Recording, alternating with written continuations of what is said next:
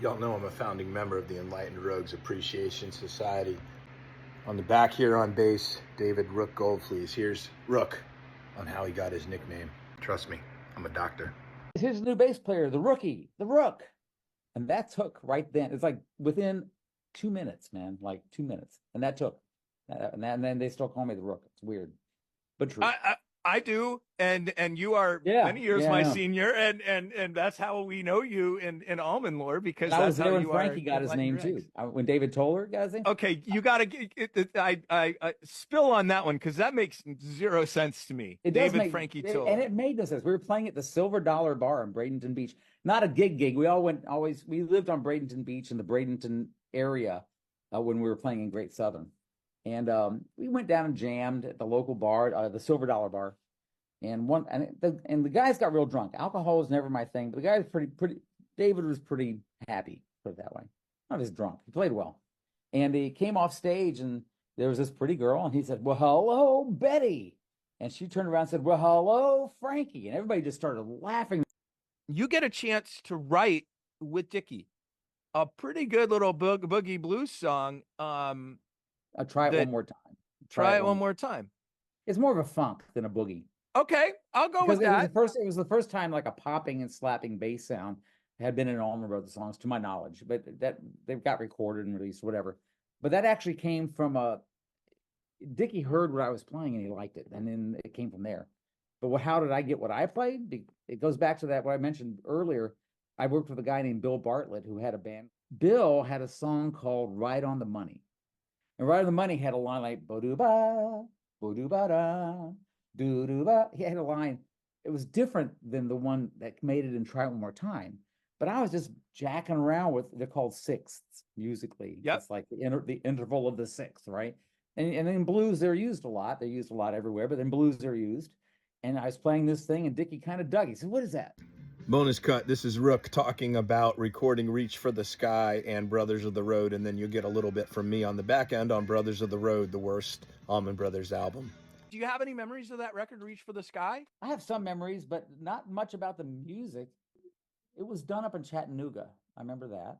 Yep. And it was a lonely time for me for some reason. And it was just not digging where I was. I wasn't digging being isolated on this mountaintop alone. I mean, and I do remember there seemed to be a lot of inebriation. Let's be diplomatic. To the point, as I recall, the studio had a tank of nitrous oxide, and it had a hose on it that was probably 300 feet long. So you could go almost anywhere in the property and take a hit of nitrous oxide. And people did. And I'm not sure that was a good thing, but it was a thing. The sessions don't really stand out to me. I don't think because it was high, it didn't stand out. We kind of went through the motions of playing the album. Didn't feel as I don't feel like, I guess looking back now, I have so little memory. I guess I wasn't as engaged or something. The engagement was off. Wasn't that the Lawler and Cobb album? Yes. So they produced it, and then I think Mike played on this record, and then joined the band for the next one. That's so right. Yes. And I think Mike, it was their studio. Mike was quite a character, man. I'm glad he lived. He lived. Yes, I mean that, and he would understand totally. But I think the Straight from the Heart, that was on that album, right? Yep. Yeah, it didn't feel like the right music for the band. I didn't feel like what we've been doing. It might have been the right music. Again, I'm not a decision maker in the band, but it was like dun dun dun. It's just like all the feel was gone, and we just did this thing. It felt constructed. I'm still friends with Johnny Cobb. I haven't talked to Mike in a long time, and Johnny's a great guy, man, a great writer. He's a very pop writer, though. It's very pop. Yeah, and that's what they were looking for.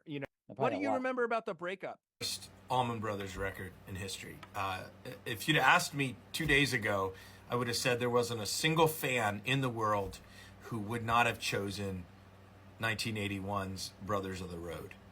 This one was released at the absolute nadir of the band. And if you just look at the album cover, first of all, it's just such a pathetic album cover.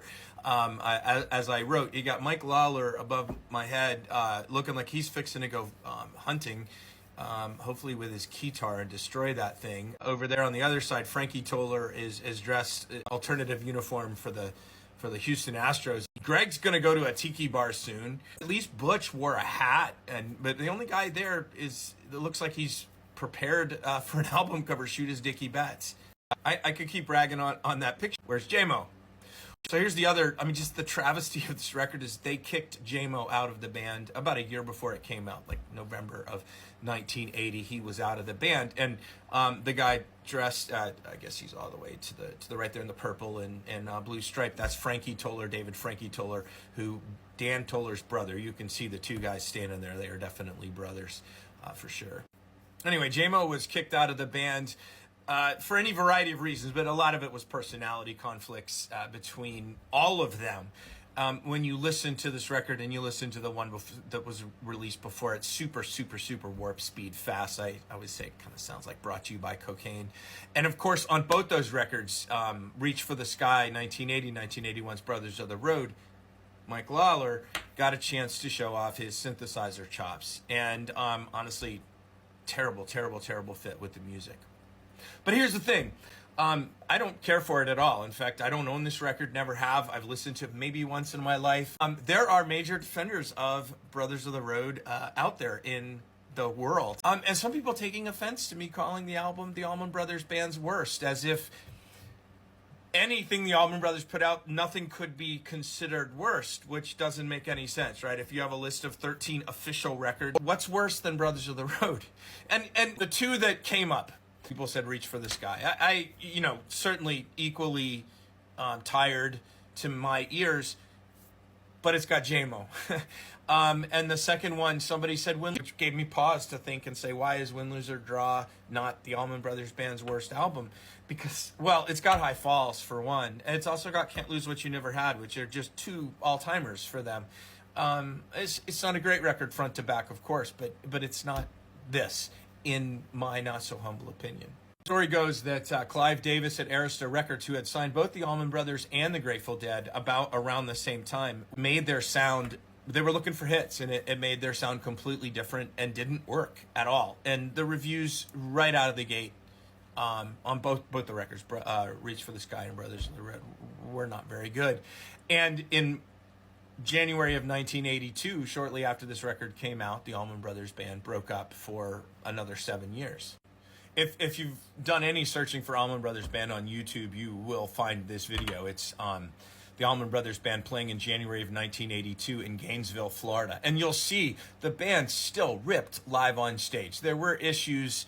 I don't dig this era of the band. I don't think they needed the background singers. Ultimately, I don't think Frankie Toller and Butch were as good a mix. I mean, nobody was as good a mix as Butch and J-Mo. That's just a fact. The guitar was an absolute travesty. Just look it up. It doesn't fit. People who saw the Allman Brothers in 1980, 81, 82 all speak glowingly about it, like I did when I saw them for the first time in 1993. That speaks volumes to not only their reputation, but also them living up to that reputation as a great live act.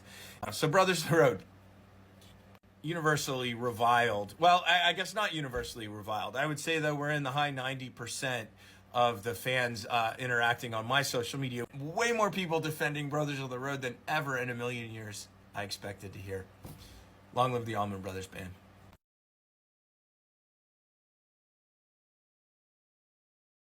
All right, after 3 days of discussion about Brothers of the Road among Allman Brother fans on a whole bunch of Long Live the ABB social media accounts, I'm going to revise my statement that Brothers of the Road is the Allman Brothers Band's worst album. A lot of people took offense at that term, worst. So I'm going to call it the Allman Brothers Band's least best album. Brothers of the Road 1981, featuring the J-Mo list lineup, along with officially Mike Lawler on guitar, Frankie Toller there all the way to the right on drums in J-Mo's place. I'm still going to go on record and say this is the worst Allman Brothers Band album cover, period. Only Dickie looks like he showed up ready to take an album cover shoot, and they're standing there by the side of the road. But again, not the worst. People have a problem with that. It's the least best. Long live the Allman Brothers Band.